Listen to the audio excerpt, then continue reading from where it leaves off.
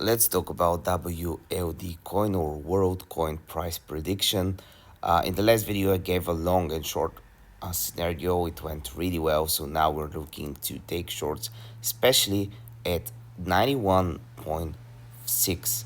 91.6 is the exact area I'm looking for where we have massive amounts of liquidations from 91.6 to 93.5. We have 300k, 300k, 300k of short liquidations.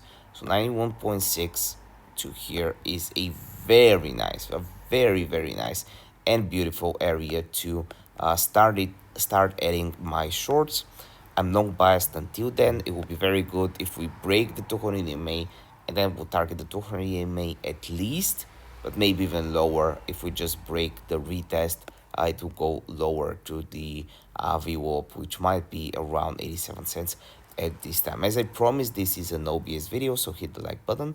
262 grand profit on BOX, 28 grand on this new wallet. If you want to learn how I trade, it's very simple. $117 is my course. I'll be updating it this week.